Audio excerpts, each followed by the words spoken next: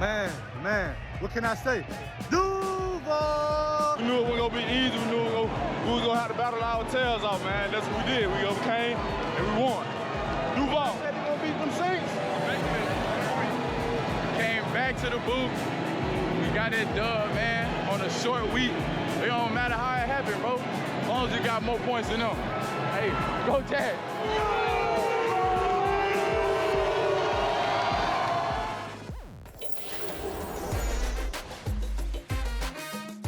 Fantasy Football Happy Hour with Matthew Berry, served by Applebee's. Happy Friday and welcome to the Fantasy Football Happy Hour. Those were the sounds of the Jaguars' celebration after their Thursday Night Football win over the Saints. Take a moment. Take a bow. Yes. Take a bow. You can lap it. You can lap it if you want. You can lap it. You can take your victory lap if you want. Just for people who are unaware, everyone in the preseason, doubted Michael Thomas. They all faded Michael Thomas. Except for one man. One man. Jay believer. Croucher. Yeah. Jay Croucher. And 7 short weeks later, he scores a touchdown.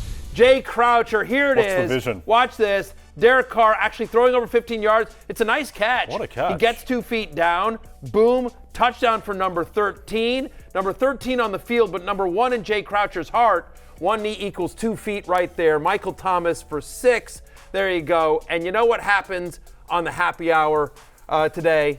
I'll tell you right now, Connor Rogers, as soon as we're back on camera. There we go. Oh, yes. Croucher JD vindicated. Thank you. All the tweets coming in at Vanderhoove. Thank you, Andrew. That's right. With a Michael Thomas gif. Oh, we appreciate you, Andrew. Michael Thomas believer.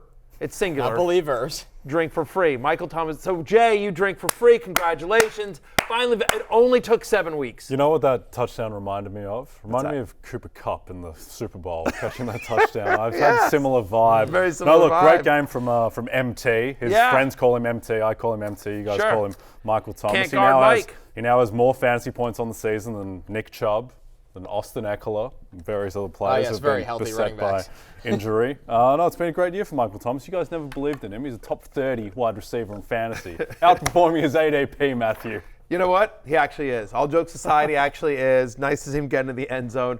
I mean, the fact is he's out there. You know, it's week 7, and he's week 7. He's still playing. He's still playing. And now that Derek Carr doesn't like to throw deep anymore at all, you know, whatever. What is it? Slant guy? What's the nickname? I think Slant Boy. Slant Boy. Yeah. I know he doesn't like that nickname. No, but, he does not. They call Jamal Adams Blitz Boy, and they call Michael Thomas Slant Boy. It's very insulting. It's very insulting. Yeah. He's a very good wide receiver. We like Michael Thomas here on the show. Not as much as Jay, but we are a pro Michael Thomas show.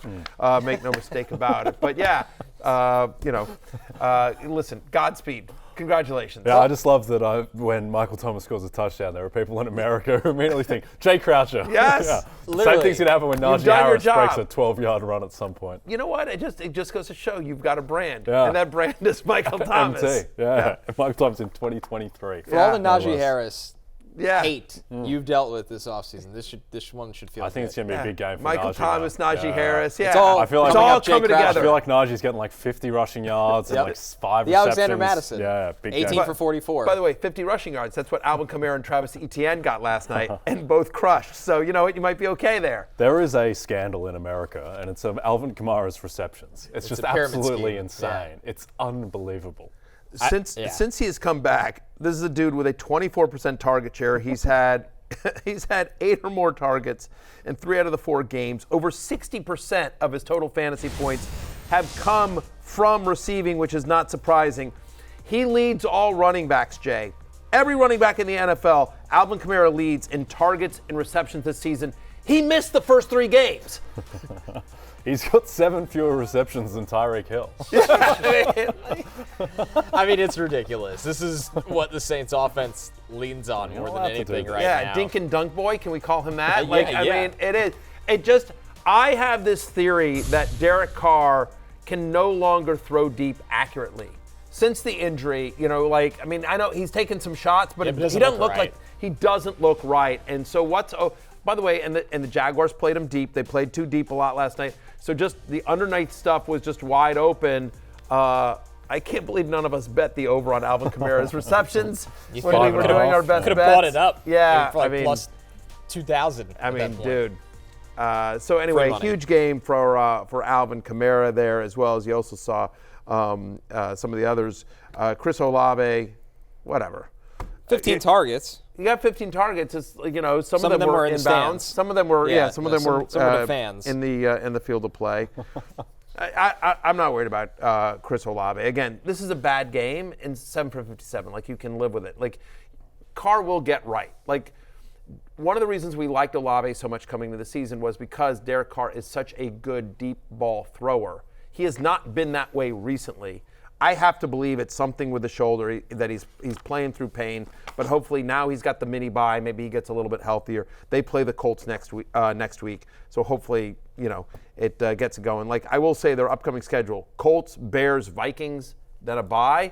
Like, yeah, They'll be okay. They'll be okay. And as long as Alvin Kamara is catching 2-yard dump offs and running for another 2 yards, and that's their entire offense, God bless. Jay, what would you make Kamara's receptions prop next week? Genuine question, 8.5? No, I don't think it could be enough. Is it crazy? It's not crazy. Okay. He's getting 8 targets game. 6.5? I would say maybe 6.5, 7.5. I know, and they just lost to the Jags at home, so I think they could change the offense. You could change the philosophy. I honestly think it'll be like 6.5 and minus 140 the over or something. Like, that's it'll be not fun. Yeah, it's not. It's so strange. He does look more explosive than he did last year, to be fair. He's got fresh legs. Yeah, exactly. And he is the offense right now. With Carr, I mean, it's a good sign in a way that he threw the ball 55 times. It's a bad sign that he barely had 300 yards throwing the ball 55 times. But to your point about the schedule, coming into the year, the Saints had the easiest schedule in football. That is about to manifest itself more and more. So Carr will throw more touchdown passes. I think he will get healthier.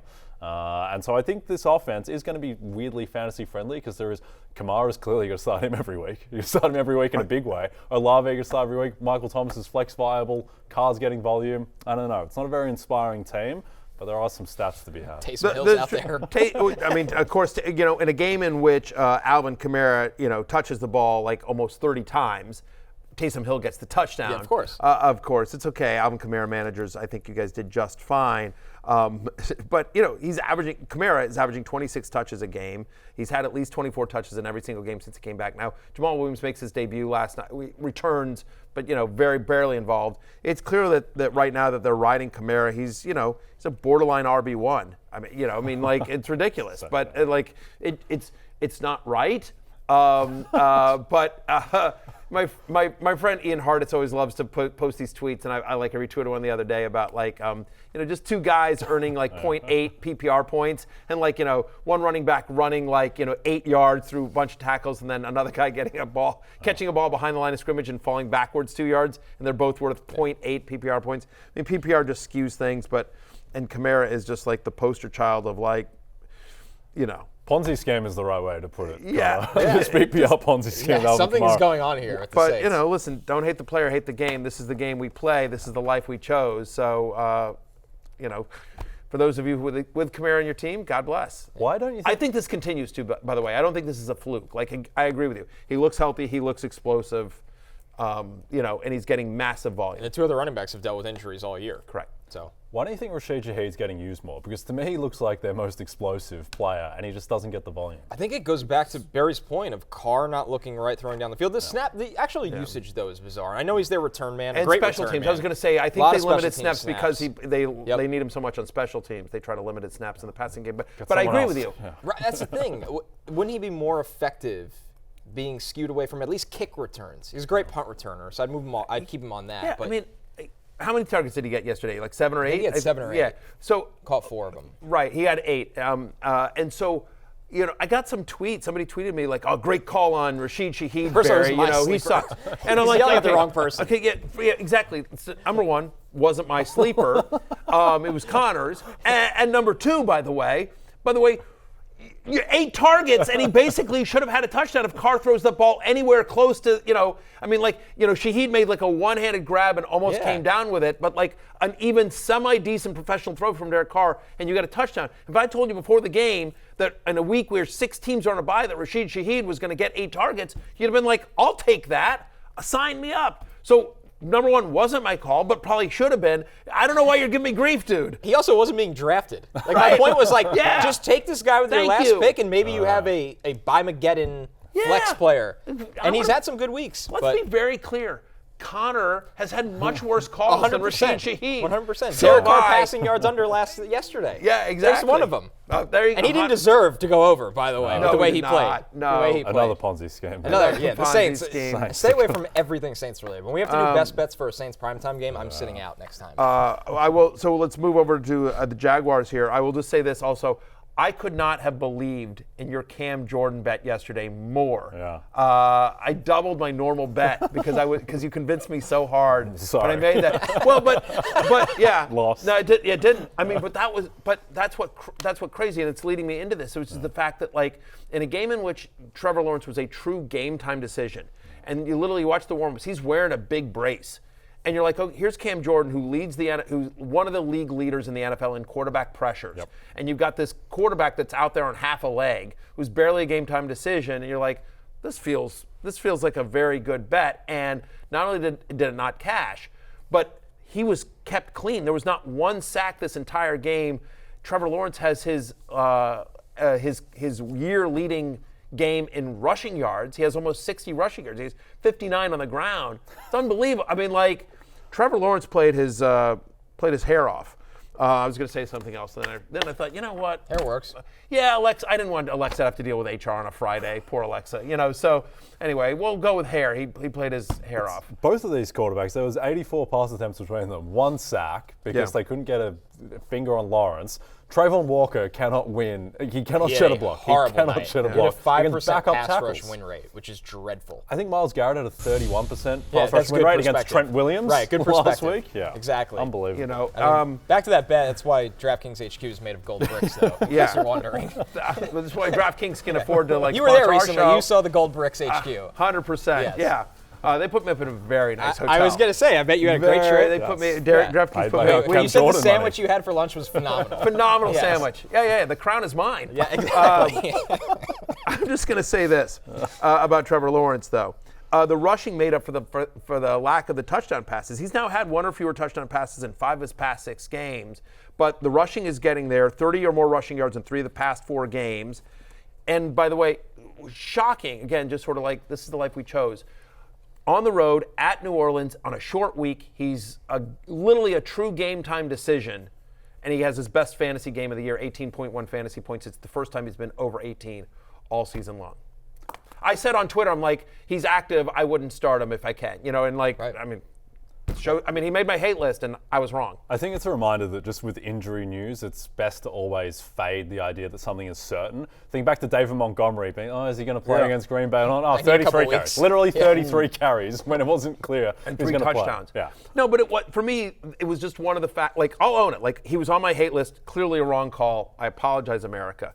I also apologize for Connor's Rashee Shaheed. Your name's on the show, It's so we fair. are your It's fair. responsibility. It's completely Don't my forget fault. that. Listen, so my bad, all right? So I apologize for all of you Peacockians that are watching right now. That's what I've decided our fans are called, the Peacockians. That's strange. Is it incorrect? No, you'll see plenty of them in Philly. Yeah, I can't all the wait. Peacockians. All the Peacockians. We'll be there. We got to hear from Lawrence after the game.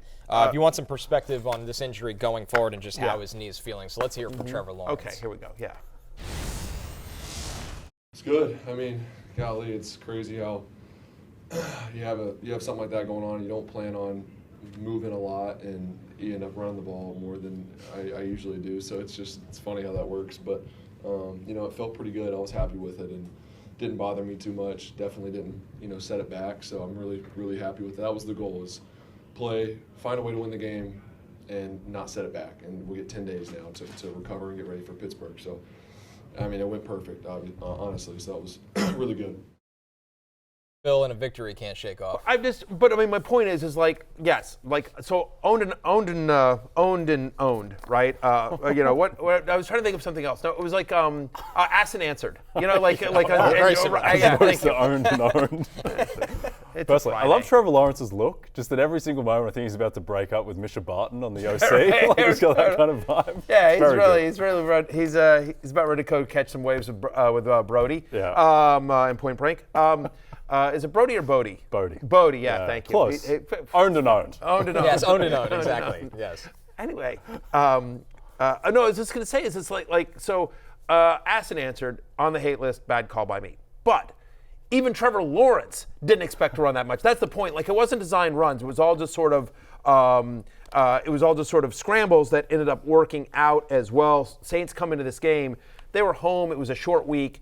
They were the 8th best scoring defense in the NFL coming into this game. They were the 8th best pass defense in the NFL over the last 4 weeks coming into this game. And so,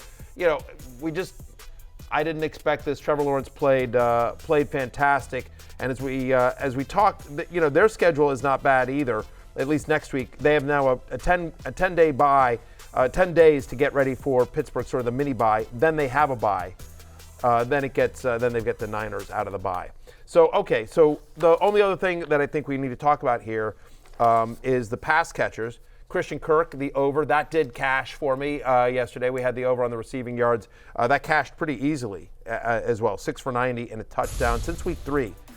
Christian Kirk has a 23% target share. Now, Zay Jones has missed 4 of those 5 games, but still, since week 3, he's averaging almost 16 points per game and has a 23% target share. You see it there on your screen between what he did last night and what Calvin Ridley did not do. He's now had 40 or fewer receiving yards in 5 of his past 6 games. Since week 2, Calvin Ridley is the 57th best wide receiver in fantasy points per game. Targeted on just 13% of his routes against the Saints. It was his second fewest amount of targets in a game this year. Lattimore, I think, had something to do with that, but still, a little concerning.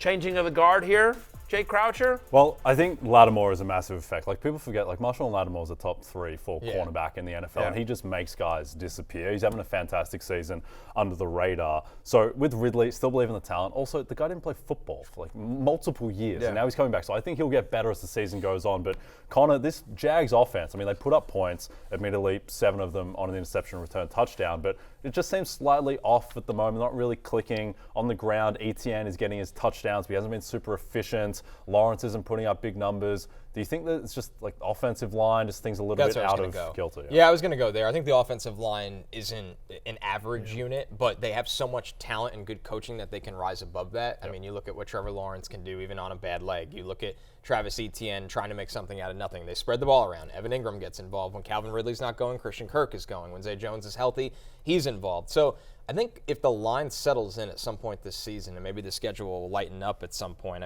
they're going to be able to throw at Pittsburgh. We know that. Then they have the bye to get healthy. San Francisco a little tougher, but Tennessee and Houston, because they're in a weaker division, they'll be okay. So I think that's the thing to keep an eye on here, Jay. And I believe in Doug Peterson's play calling, which always helps. There's no question. I think it'll just be interesting. I think both Ridley and Christian Kirk are borderline wide receiver 2/3s. Obviously, it hasn't been there as much as you would like to for Ridley. I'll sort of see how it shakes out and see it. And Zay Jones being out has certainly affected this passing offense, so we'll see how it shakes out when they play Pittsburgh, and I do my rankings for that next week as well. But they're both sort of right there. I don't know that it matters. I think you're still starting Ridley every week, but I think Kirk has now earned his way into he's just a must-start every week going forward. Speaking of must-start going forward every single week, the last one I want to just mention is Travis Etienne. So now, I play in 17 leagues, right? Do you know how many of those leagues I played against Travis Etienne in last night? I'll say 6 of them. Yeah, probably about that, right? And do you know how many other leagues that I played against Alvin Kamara last night in? About another 6. But there's one league where I played against somebody that had Alvin Kamara and Travis Etienne, and that person who has both those players is producer Damien in a league that we played against with a bunch of other former ESPNers. And I'm super bitter about that. You know what that did? That sucked, is what it did. When I woke up and I'm down 70 this morning. For Mathew. On Bimageddon. Yes! Yeah, you're probably starting some pretty rough flexes. Yeah! You'll make it up. Stupid Damien. It's tough too because it's not like Kamara really had a great game No! in terms of impacting football, and Etienne wasn't efficient and just got in the end zone. Right, well. they both had like 50, they both had like under 60 rushing yards and almost 60 fantasy points. Like, for a running back to have a huge fantasy day, you'd like them to have more than 50 rushing yards, and neither of these guys did. But whatever. Kamara has ridiculous dink and dunk receptions, and Etienne gets in the end zone twice. How many running backs would you take over Etienne the rest of the season? McCaffrey, obviously Alvin Kamara, seemingly, with his 15 receptions again. Eckler. That might be it. I mean, it might be it. Like, we'll see what Tony Pollard I would does. say I'd still take Pollard. I'm not jumping off the Pollard bandwagon there. Pollard, I'm still holding up hope for Bijan. Yeah, we'll see what happens with Jonathan Taylor as the season goes on. But I mean, he's and if I knew David Montgomery was going to play the rest of the year, I think there's an argument there, just because he is a touchdown machine as well. But honestly, to your point, DeAndre Swift is looking pretty good. You know, if you knew Etienne and Mostert, I mean, but your point is very clear, which is how many? Not many is the answer. He's a locked-in RB1. He should be treated as such for the rest of the season, like getting massive workload. Tank Bigsby, we thought Tank Bigsby was going to be a thing. Tank Bigsby is merely insurance. He should be rostered in every league if you have Etienne because of how much they're running the ball and efficient that offense is. But Bigsby, if you don't have Etienne, try to trade him to whoever has Etienne in your league, or you can feel free to drop him because he's just, he's not going to be a thing as long as Etienne's healthy. Yep. Let's jump into the notable injuries we're tracking going into the weekend. Jimmy Garoppolo with the back injury, he's out. We will see officially who is announced the starter. We were leaning yesterday that we think it'll be Brian Hoyer, but we will see. DK Metcalf, he did not practice. That is the second straight missed practice as he's dealing with both ribs and hip injury. Roshan Johnson with the concussion, he didn't practice. Then a bunch of limited. Devontae Smith, Jahmyr Gibbs, Kyler Murray's window has opened, although nobody's expecting him to be activated. Aaron Jones, Tyler Lockett, I think he's going to be okay. It sounds like more veteran rest in his limited. Deshaun Watson dealing with the shoulder. This is his first practice since week 5 with the bye, but I mean, he's even said it. He's not going to be himself. And then Deontay Johnson, Jay, is full. Deontay Johnson will be back. Yep, looks like Deontay Johnson will be back. Pat Frymouth will not be. Re-aggravation. Kind of sneakily. It looks like he was going to come back, and now he's not going to be back. So that is something to take into account. NFL Network reporting that just before we went on air. And the other thing the two ones that came up here for me is, first off, do the books care at all about who starts for the Raiders? We think it's going to be Hoyer. It hasn't really been announced yet, Hoyer or O'Connell, but will the line move at all if we know one versus the other? I don't think so. I don't think there's a massive difference between Nathan O'Connell and Brian Hoyer, particularly in that offense where it just seems to be just, all right, where's Devontae, where's Jacoby? I'd rather have a veteran. Yeah, let me just hand off to Josh Jacobs. Jimmy is someone who's always, I think, that the advanced stats have always been higher on than I think the common consensus, just because he never takes sacks, which is actually hugely beneficial. But between Hoyer and O'Connell, I don't think it's a massive difference. And fantasy-wise, I don't think it's a massive difference either. I think I might prefer Brian Hoyer fantasy-wise. He's just more polished at this point. I agree. O'Connell did. O'Connell had a really nice preseason. I actually think his upside is high in this league, but didn't feel ready for prime time. Held the ball forever. He just wasn't seeing it. Hoyer, at least can get the ball. He's a pro quarterback. Exactly. Say what you want about him at this age. But he's a professional quarterback with all in all due respect. And he'll be facing off against Tyson Bagent, or as my friend Ian Hartitz calls him, Teabag. I did see this. Yeah. Yes. I mean, it's great nickname. I think it's a good nickname. It's a very good nickname. Villain in Prison Break, and now a quarterback in the NFL facing off against the Raiders. Well, I just want to say this real quickly, just as we'll talk about this game for a second. I have no idea if Tyson Bagent can play, but I'll say this. I don't think the Bears know that either. He's coming from D3. 100%. But again, I thought it was D2. It's D3? Pretty sure it's D2. D2. Not the fact that FBS. Yes. The fact that he not only made an NFL roster, he undrafted free agent, making an NFL roster as a quarterback doesn't happen all that often. To do it from a non-FBS school is unbelievable. So first off, this guy has faced a lot of challenges and overcome a lot in his life just to get here. And we were on a group text where there was an SC featured from ESPN. RG3 did one in the pre-draft process about Bagent and his father, who's like this crazy world champion arm wrestler. Like he's won 17 world titles or something like that. And after watching that, I'm going to tweet it out later, I don't know if the kid can play, but I'm sure rooting for him. Yeah. It's a great story. I am rooting so hard for this kid. So let's go Teabag. My Tyson Bagent story is when I watch all the film for the draft, the server I use has every school you can imagine. Some of the film you watch, you look like you're watching at a high school in rural Arkansas. Shepard's film was not uploaded into the server, and the first time I saw Tyson Bagent was at the Senior Bowl. So that's how long of a road where finding Shepard film, you'd have to go through hoops. Wow. And this is the same server that a lot of teams use. Yeah. Right. So the fact he made it to the Senior Bowl, performed well, got drafted, and is now playing is a I don't think he got drafted though, right? I think it was. I thought he was a priority free agent. I think it was a UDFA. Even the fact that he made the Bears roster at this point is a he's success story. Not only made the Bears, but he's their number two. Like he beat out everyone in camp to be the number 2 behind Justin Fields. It's an unbelievable story. So rooting for the kid quite a bit. The only other thing that I want to bring up here in terms of the injuries was just Jahmyr Gibbs. Just before we went on air, Dan Campbell was quoted as saying, Schefter tweeted this out. Campbell, quote, I think he's going to need to take the load, parentheses, of the work. I'd like to say we're going to be careful with him, but the reality is we need him. And so take it with a grain of salt. I still feel like Craig Reynolds is getting 20 touches in this game. Touchdown. Yeah, the touchdown. Yeah, the one touchdown here. They're on the road at Baltimore, which is not a great matchup, but not a terrible one. I mean, they're 18th against the run over the last 4 weeks, so it's not an impossible one here. But I don't know that it matters because you're starting Jahmyr Gibbs, whatever workload he gets, but just something to keep an eye on. I think that's interesting. Gibbs could have the Gibbs game we're waiting for. Yep. One quarterback note while we sat down to record the show. It sounds like Deshaun Watson has been running with the Browns starting offense, as you see here from Mary Kay Cabot, who has covered this team for a long time. Mm-hmm. Browns quarterback Deshaun Watson took all the first reps in the open part of practice Friday and had good zip on the ball. Some clips to come. Eyeball test looks like a go for the Colts game. So Deshaun Watson trending at 20. Weird situation overall. The line has gone from Browns -1.5 to -3, and getting 2-3, that's a big jump because the 3 is a key number. So looks like he will go. As to how effective he is, we'll just have to say it's a guessing game. And the over-under is up to 40.5 as well. So again, they're expecting Watson there and a little bit more offense. Yep. It's that time of the week because it is Friday. Our friend and colleague Denny Carter joins the show for the Regression Files. Denny writes this column every single week. Players who are overproducing or underproducing based on their workload, playing time, and opportunity. Denny, I see you are in the Halloween spirit. How are we doing on this Friday? I am. I have my my Peanuts shirt on.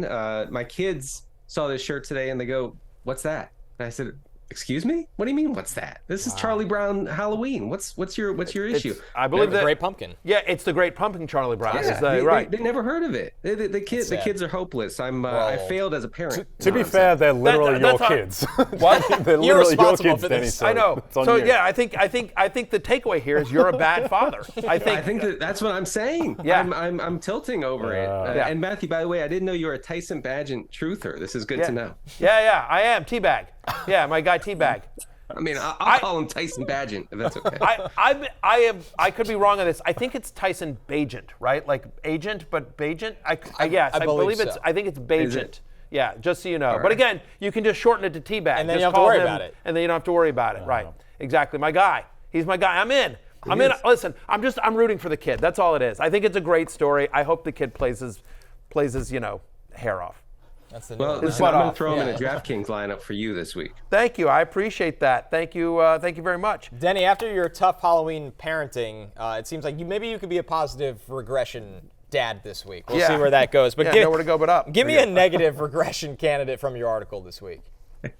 Yeah, look, George Pickens, and I don't take any pleasure in saying this because George Pickens has been really solid with Deontay Johnson out with a hamstring injury. Deontay practiced all week. He's going to return reportedly for this game against the Rams this coming week. Now, with Deontay on the field, we know that Deontay Johnson does one thing. He commands targets. Does he do much with them? Not really, but that's okay. For fantasy purposes, we're okay with that. Just like we're okay with Alvin Kamara being a cheat code in PPR.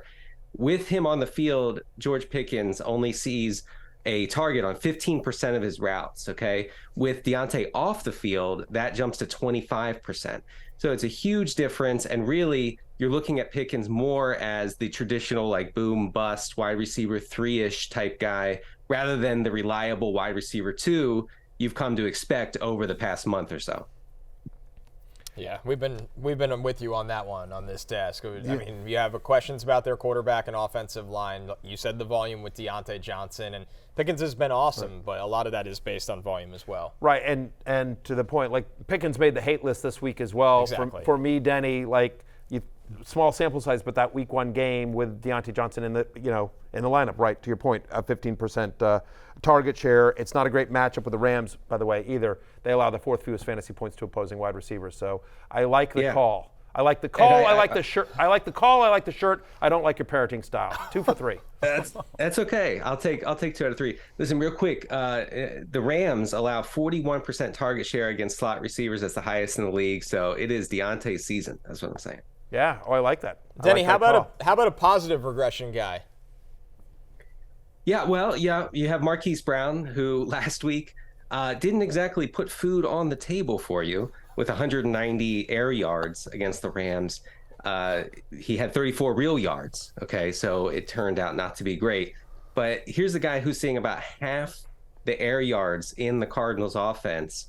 And Josh Dobbs is throwing downfield at a good clip, top 8 clip in the league right now. He's being aggressive. Marquise Brown, Hollywood, whatever you want to call him, is the only game in town when it comes to downfield shots in this Arizona offense. I think we would all be on the same page in thinking that the Cardinals will be chasing points throughout this game against the Seahawks. They are heavy underdogs headed into this game. So I really do like Marquise Brown as just a strict, a volume option here, a guy who could easily see 12 targets against Seattle. Denny on fire today with this energy and this food on the table stuff. Very good. I believe in the talent of Marquise Brown, just perennially underrated. The Cardinals are 7.5-point dogs at Seattle. Seattle's defense has actually been very strong this past couple times out, more than expected, but I would expect that may regress as well. I don't think that's a top 8 defense in the league like they've been playing the past couple of weeks. If so, I agree with you. Super explosive player, Marquise Hollywood Brown. To your point, Denny, they are 7.5-point underdogs right now on DraftKings, so they should be throwing against Seattle's pass defense, which is kind of middle of the pack, 15th against the pass over the last 4 weeks. But if Marquise Brown, whose nickname is Hollywood, right? So he's explosive, like he's exciting. His nickname's Correct. Hollywood Brown. Yes. What city should we name Denny after? Like, is he like Kalamazoo Carter? Like, Andover Carter? I'm just curious if we have a city. Again, Marquise Brown is Hollywood. Yeah. So I'm just curious what Denny you would be. What He's an city? East Lansing man. East Lansing. East Lansing Carter. There we go. Yep. Anywhere where everyday hardworking Americans are, that you can name me after that city all day. That's fine. Pittsburgh Carter. Yeah. Milwaukee. Yeah, there we go. I hate East Lansing. I do like Denny, and I hate East Lansing. Your so I don't think it's so want to be. Lansing. But I think the Midwest is right. I think you're, in terms of, hardworking, no fanciness, no frills.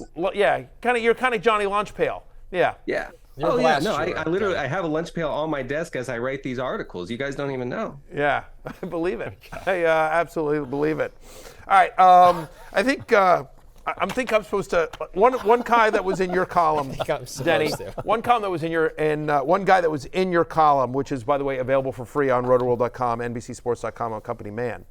That is a positive regression candidate, and I absolutely love this call. Is Mathew Stafford, who's also in Hollywood, of course. Just the idea that, Stafford, third most pass attempts per game this season. So he's throwing a ton. The touchdown passes haven't been there, and I think it's due to some bad luck, right? I mean, last week, Puka Nacua and Tyler Higbee both should have had receiving touchdowns. Neither did. They both dropped it. You see it here on your screen for those of you watching live. Here's the Puka touchdown. Should have had it, didn't come up with it. It bounces off the turf. That's another reason why I'm so high on Puka. Everyone's just like, he didn't have a great game.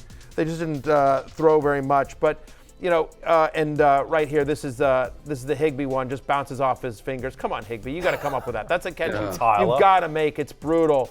So too bad that was just last week. But, for the season, Stafford has a 2.6% touchdown rate. His career average is 4.6. And the only quarterbacks with a lower touchdown rate this season, Mac Jones, Derek Carr, Zach Wilson. He's too good. They throw too much. His receivers are too talented for him to be this low on the touchdown rate. Yeah, I mean, he's just gotten brutally unlucky. And also, it's worth noting that since Cooper Kupp has returned to the LA lineup, the Rams have gone back to their pass-heavy ways inside the 10-yard line. That's something that they definitely got away from with Cooper Kupp out, intentionally, I'm sure. Kyron Williams was seeing a lot of those carries inside the 10. They've gone back to a pass-happy approach in that area. That's important. I really do see a multi-touchdown week coming for Stafford. And you're talking about a guy who had almost a 7% touchdown rate in this offense 2 years ago. So I do really like him going forward. Yep, big bounce back spot for Mathew. On the negative regression side, Denny, Kyle Pitts, who was 7 for 87 and then 4 for 43 with the tutty last week, seems to be trending the right direction, but his route rate is down 64% the past 2 weeks. Jonnu Smith continues to be a thing. You think that Kyle Pitts, this isn't real? Well, yeah, I mean, look, you have to start him because the waiver wire is barren. You're not getting any great tight end options off the wire that could replace Pitts. But really, he's getting away with a little bit because he does not have that strong route rate that he had in the first 3 or 4 weeks of the season, which he wasn't doing anything with it. Okay, so I do understand that. But at a 60% route rate, you kind of get a little nervous about whether he can get there each week doing that. I will say one thing though: it seems that Arthur Smith has sort of conceded, guys, a little bit, that he can't do the 3 yards in a cloud of dust thing all season, and the drop rate over expected for the Falcons has shown that, has reflected that in recent weeks. So I do think that could save a guy like Pitts over the long run. You can catch Denny for his live fantasy football Q&A right after happy hour at 1 p.m. Eastern time on the NFL on NBC YouTube channel. Denny, thanks for bringing the Halloween spirit to the show.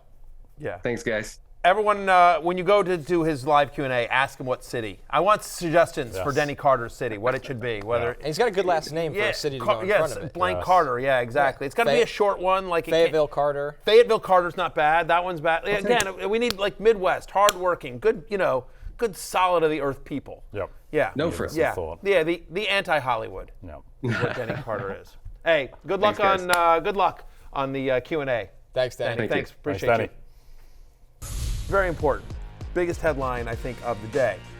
We are going somewhere, not you, but we are going to be live in Philadelphia. If you are in the Philadelphia area, in the greater Philadelphia area, and you would like to see us in person, you can do so this Sunday. What does someone get if they show up in the Mathew Berry Halloween costume? There's got to be some kind of prize, even if it's just an appetizer. Yeah. They eat for free. They absolutely they eat and drink for free if they show up in a Mathew Berry costume. What if they come dressed as Jay?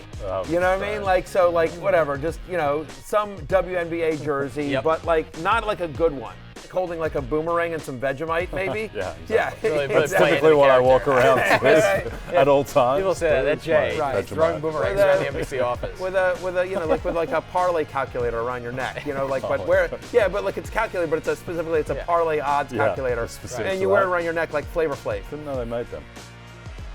We are eating good in the neighborhood this Sunday when the Fantasy Football pregame show broadcasts live from Applebee's in Philadelphia. The restaurant at 9142 Roosevelt Boulevard opens at 10:30 a.m.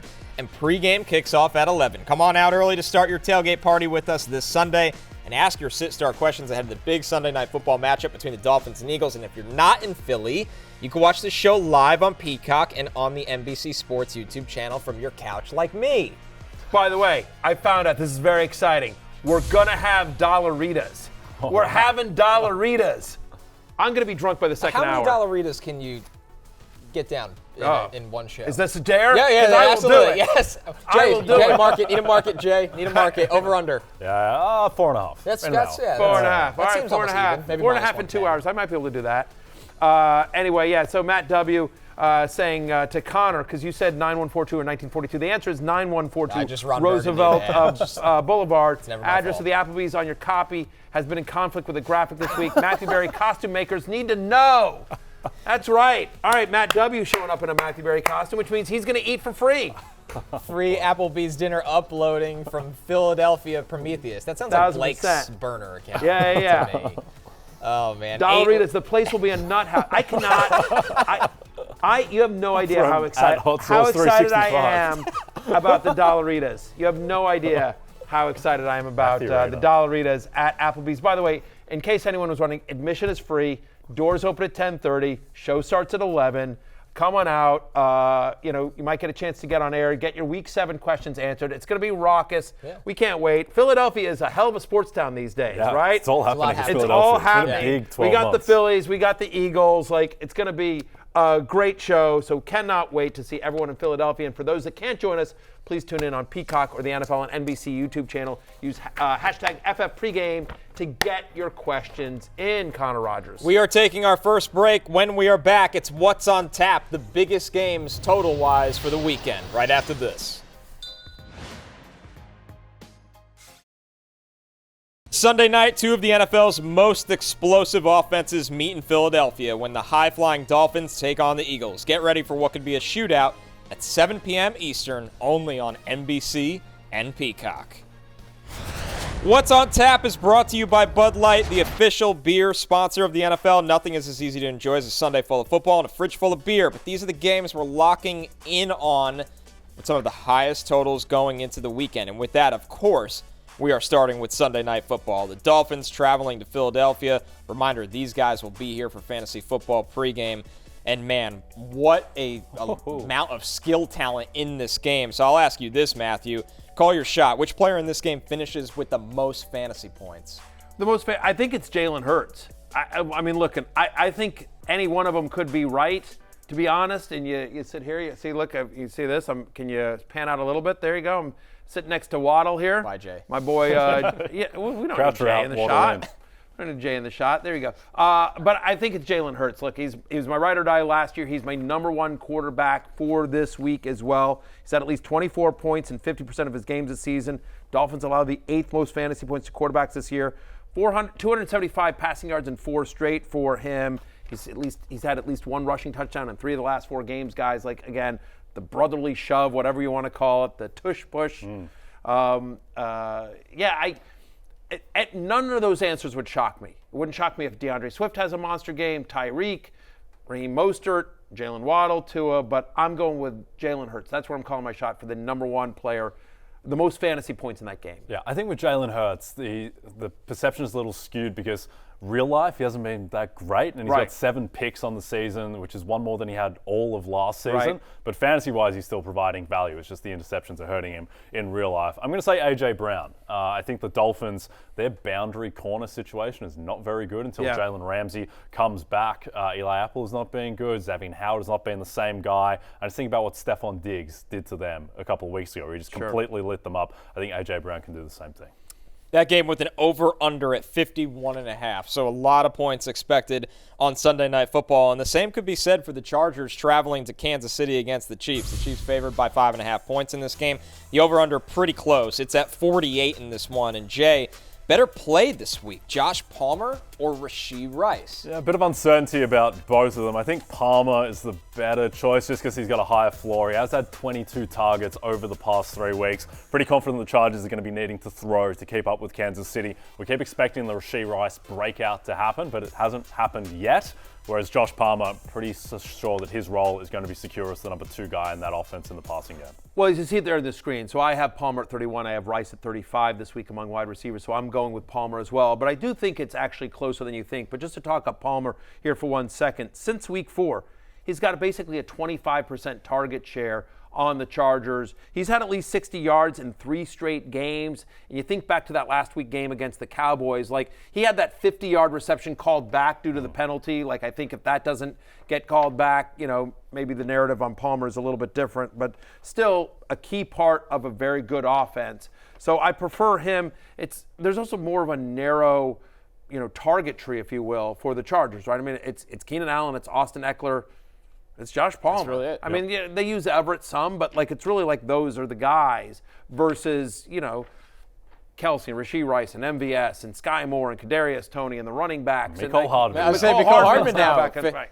Infamous waiver wire target this week. Hunter, I would say, though, I have Rice at 35, double-digit fantasy points 3 of the past 4 games. He's, again, tied for the team lead in red zone targets. Chargers do allow the 2nd most fantasy points to opposing wide receivers, guys. Our last game here, guys, a little bit of a drop-off. Packers at Broncos. The over-under is set at 45. Listen, when the Broncos are playing, a lot of bad defense is expected. You're going to see a lot of high totals. And Barry, Aaron Jones, a lot of injury time this year. What's the trust level in him, assuming he's back in this game against a very vulnerable run defense? I think that's the key, right? It's just such a good matchup. Since week 3, no team in the NFL has allowed more rushing yards per game than the Denver Broncos. They're also the worst scoring defense in the NFL since week 3. Obviously, some of that is skewed by that 70 points that they gave up. But look, the Broncos have just been bad. They're also bad against pass-catching running backs. Aaron Jones, when he's been out there, has got a 15% target share. So, hey, and they're getting nothing from A.J. Dillon, too. So they're going to want to move the ball. I like the fact that they're coming off the bye. They've had 2 weeks to prepare for this game. This is an important game for the Packers season. So I expect him to come out, play well, and I expect Aaron Jones to be a big part of that. So he's my running back 10 this week. I'm starting him. If he's out there, I'm starting him. It's a very weird game. To this one, just in general, the fact that Packers are 1-point favorites on the road in Denver. I'm not sure they should really be favored on the road, particularly what Jordan Love showed last time out. I think the look-ahead line on this before the season was like Broncos -3.5, and now it's flipped to Packers -1 because of how bad Denver has been. To me, the most interesting guy in this matchup is Romeo Doubs. He had 25 targets in 2 weeks, and then he's just completely disappeared last game with Christian Watson and his involvement being ramped up. So is Doubs just an afterthought in the offense now that Watson is back, or is he going to go back to being a guy who can get 8 targets? And again, we'll see how it plays out, but the expectation is that Patrick Surtain is going to be on Christian Watson. And so does Doubs get more love here? They'll also have Luke Musgrave back in this game. He's missed the last couple of games as well. He's been in and out, with a concussion. So Musgrave runs a bunch of routes. And the problem is that, to your point, we haven't seen the full Packers offense. We haven't, Jones has been out, Musgrave's been out, Watson was out earlier in the year. Like, we haven't seen this entire, it's been a mess. And so it's been patchwork this whole season in Jordan Love's first year as a starter. So I don't want to throw any judgments until we see what this whole offense looks like, because I think LaFleur is a pretty good coach. Yeah, I think so too. And I think to me, there's 3 quarterbacks who are super interesting this week. 2 of them coming out of the bye, Kenny Pickett and Jordan Love. Sure. And then quietly, massive game for Jared Goff, outside against Baltimore in conditions. But Jordan Love, for the purposes of this game, I mean, what are you expecting from Love after he's coming off probably his worst performance? Right, he was holding the ball a lot. He wasn't accurate. He was late on a couple of downfield throws that he had open. I think they're going to just try to coach him up to play faster. And the fact they can lean on the run in this game makes that a little easier. Yeah. Life is easier when you can lean on the run, and all teams have to do against the Broncos is exactly that. Right? You think back to Zach Wilson didn't need to do anything against this team, and we know how inconsistent he can be. Jay, I want to throw one more back to you. Obviously, on this segment, we talk about the highest point totals. This is at 45. Packers don't have a bad defense. Do you think this is a sneaky underplay, or is there too much volatility here? No, I do like the under, just because the Broncos defense hasn't been good this year, but they did show something against Kansas City. This was one of the best defenses in the NFL last year. I just don't buy that they're going to be the worst defense in the NFL the rest of the way. I think Surtain, the fact that he should be able to lock down Christian Watson, I think that is huge. Surtain's the one guy who's actually been fine. It's just the rest of the defense has been terrible. I think they will get better, and I think that'll show up against the Packers. That'll do it for What's on Tap, presented by Bud Light. Easy to Sunday, easy to enjoy. We are taking one more break. When we're back, it is last call. Jay and I, we got pickup lines for Mathew before they head to Philly. And you know what, Connor? You're also easy to enjoy. Thank you. You're like the Bud Light of this show. Wow, that's the nicest thing you've ever said to me. DraftKings Sportsbook is an official sports betting partner of the NFL. New customers can bet $5 and get $200 in bonus bets instantly. Download the app and use promo code Barry when you sign up. DraftKings Sportsbook, the crown is yours. Time for pickup lines. It's Friday. Jay and I each are going to pitch Mathew on a bet. He can only take one. Jay had a great one with Drake London last week. I got to hand it. Thank you, Connor. Yeah, thank you. What do you got this week? The pickup lines has been a very good segment for this show. They have generally all. I think we've missed one, and by we I mean Lawrence. He's not here to defend himself. Yeah, correct. Which is you take the shot. But no, Lawrence has been red hot all season. I think literally last week was his first miss and literally the first miss of the season. Yep. No, indeed. Yeah. I've dressed up for you today, Mathew, to pick up my Jimmy Butler. Philadelphia's short-lived Jimmy Butler Sixers jersey. Right. I'm taking the Chiefs -5.5. Here's why. Okay. One, rest advantage for Kansas City. They had the Thursday game. They got extended rest. Chargers coming off the Monday night game and traveling on the road. And here's the main thing. I think this game is decided through the air, as Patrick Mahomes, Justin Herbert matchups typically are. The Chiefs quietly have the 3rd most efficient pass defense in the NFL. The Chargers have the 4th worst pass defense in the NFL. They fixed Dak Prescott. Dak Prescott was having a terrible year, and then he looked amazing against the Chargers on Monday Night Football. You know who's also pretty good at quarterback? Patrick Mahomes. Right, yeah. I think that Mahomes, with the extended break, I think their passing offense will click more, and I think the Chiefs will blow the Chargers out, -5.5. I think it should be closer to 7. And Mecole Hardman's back. And Mecole Hardman's back. The missing piece, the as missing he's known. piece of the Chiefs offense. Exactly. Don't discount that. All right, Connor, what do you got? All right, Browns at Colts under 40.5. Listen, number one, Jim Schwartz is a menace to society when it comes to touchdowns being scored. The Browns games are averaging 34.4 points per game. 4 of the 5 Browns games have gone under 40.5. 1 game went over this number. However, it was in part to 2 Steelers defensive touchdowns in week 2. It was a fluke. It was a complete fluke. Deshaun Watson, yes, him coming back probably bumps this number up on DraftKings, but I don't think Deshaun Watson said it himself. I'm not going to be myself. They are going to lean on the run. Gardner Minshew, I mean, good luck against the Browns defense. I don't expect a lot of points at all. Yep, and Deshaun Watson has been officially listed as questionable. Looks like he'll probably play, but not 100%. Game time decision, probably. I like both bets. I appreciate both enticing offers. I wish I could go home with both of you. Yes. I may, when I'm done with one of the others, I may text you saying, where you at? Roll through, whatever. Roll through. Roll through, roll tide. Yeah, roll through, roll tide. But ultimately, I'm going to go with Jay. It's okay. You're Philly this weekend. You need to keep the vibes right. I'm with you on the Cleveland defense. My only concern is the Colts defense, which over the last 4 weeks is 25th against the run, 25th in scoring defense. So I do think with even a half healthy Deshaun Watson, I think they'll be able to move the ball against the Browns. So I agree with you. I think I'd rather bet with Patrick Mahomes lighting up the Chargers on a short week at home than I would, on. Although, I like the idea of the Browns and Colts not scoring points. I certainly do. I like both bets. Yeah. I like both bets. Like I said, when I'm done with Jay, I'll be like, you up? Where you at? And that's Roll been a good through. strategy this year. It's paid off. Exactly. But Lawrence will get in on the fun on Sunday. Yeah, unbelievable. I like the under in that game as well. I still don't think people really have acknowledged that the Cleveland defense is the best in the league by margin.